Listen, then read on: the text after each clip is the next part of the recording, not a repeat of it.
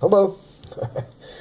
I was just sitting there working on some video stuff, right? And I looked across my little notepad. I got this little sticky note plug-in right here at the top of my computer, and that's why I make little sticky notes to myself, and I came across this one that says Metaphysics in You.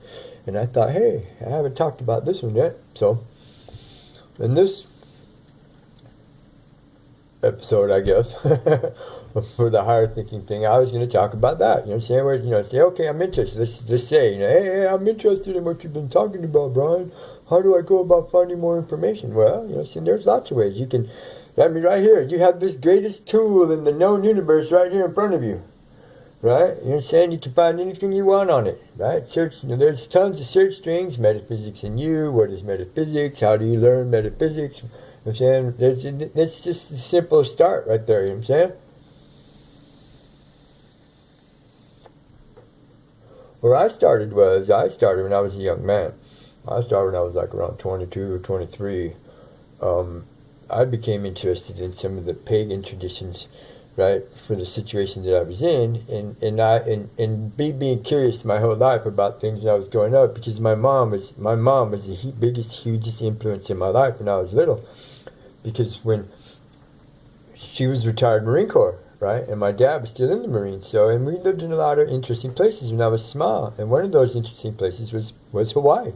We lived on the Big Island, and my mom was a painter when she always wanted to be a painter, so she used to pack up her easel and her little canvas and her stuff, and me and her used to take off and go hike around Diamond Head and stuff, and I was like around 6, 7, 8, 9 years old, and she would set up and paint, and I would explore, you know what I'm saying, and I became curious at that age.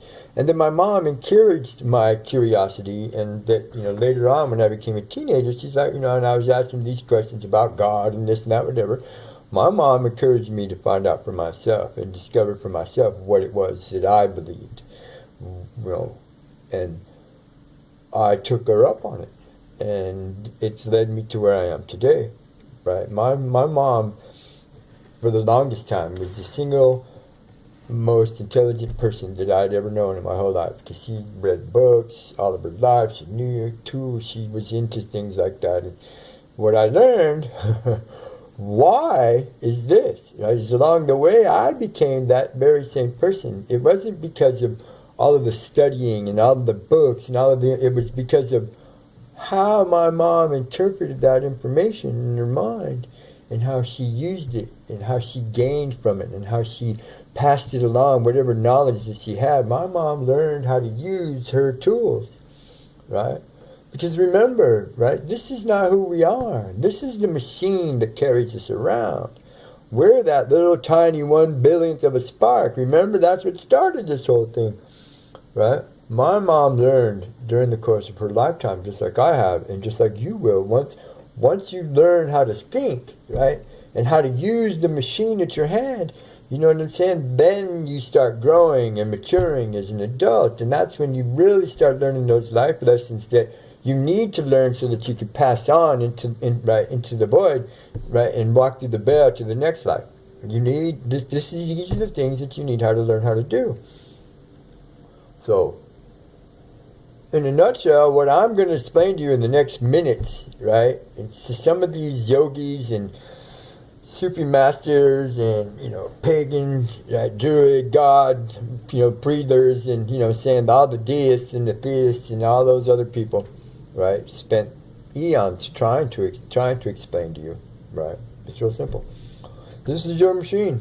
You're the driver. You're like that guy sitting way up there, you know what I'm saying, in that little booth of that crane. The gantry cranes that build the big buildings. Just think of it like this. You're that guy sitting up there in that chair, right? And he's up, and the rest of this is your crane, is your machine. You operate this machine and driving it around.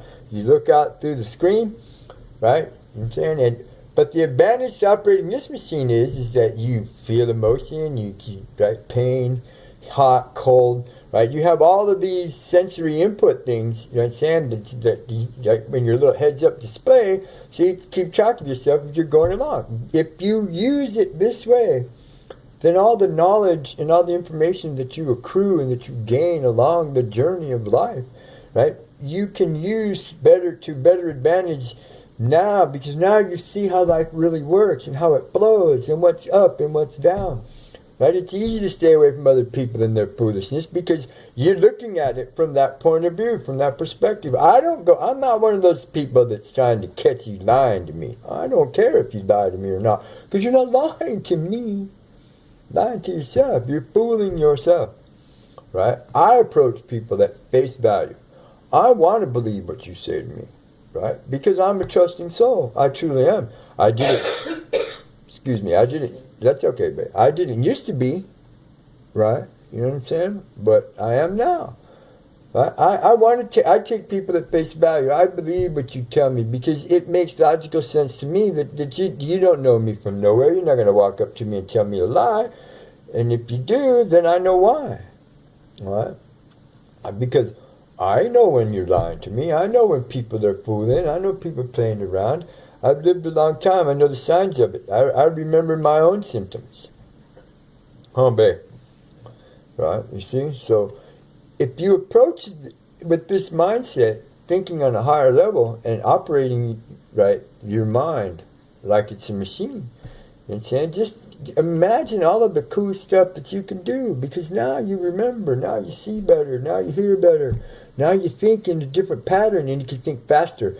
And this is the thing that I learned that I got from my mom. And it was funny. It's just like the last time I had a conversation with her for serious, when she was like around 70 something, 76 or 77. It was on her birthday, right?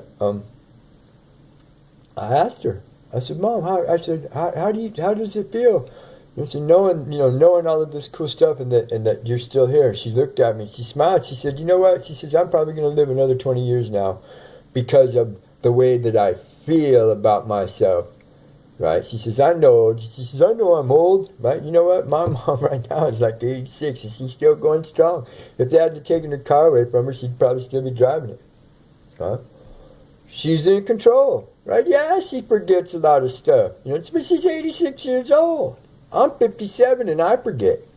I have to write down sticky notes to myself to remind myself hey, I got to go to the store today. Hey, I got to do this today. Hey, don't forget you're supposed to make that video today. Oh, yeah, hey, get those files from so-and-so. He's got my little USB drive today. See? So,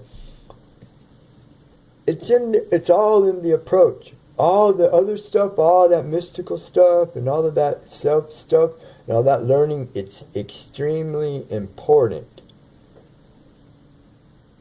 But the understanding of that stuff doesn't come until you mature enough, right, to be curious enough to understand.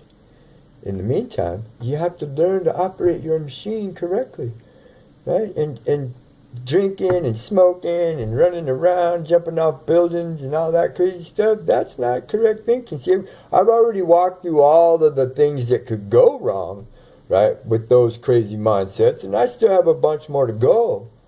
You know what I'm saying? But this one, right? Metaphysics, in my own interpretation, metaphysics is that system that's designed for you to learn how to operate the system, right? You know what I'm saying? It's like it's the owner's manual for the operating system on your computer. Look at it like that. Metaphysics is that way because there's way more to metaphysics than people think. You know what I'm saying? There's a lot of modern stuff that's included in metaphysics these days. Biorhythms, all of that, frequencies and up and down. See, all of this stuff was known by the ancients and the masters. Everybody knew it back then. We know it all now. You know what I'm saying? But there's a lot of new stuff that's come out in the last 20, 25 years that feeds into the whole metaphysical plane, right? So, to bring this full circle, where do you start at? Here, this is where you start at. Decide what traditions that you believe in that have the greatest draw for you, that lead you down the road to faith, and then study the metaphysical side of it. Study the mystical side of the traditions that you want to see. And believe me, it's not just the Sufis that have mystics. It's not just the Hindus that have mystics. The Christians have mystics. You remember Merton, right? And Sir Thomas Aquinas, he was a mystic, right, for the Catholic Church. He was. The Jews have way more than just, right, Orthodox and Reforms. The Hasidic traditions are very mystical. They're saying the Tree of Life, the Kabbalah, all of that stuff. You can pick any one of those to start, But the real beginning is in here.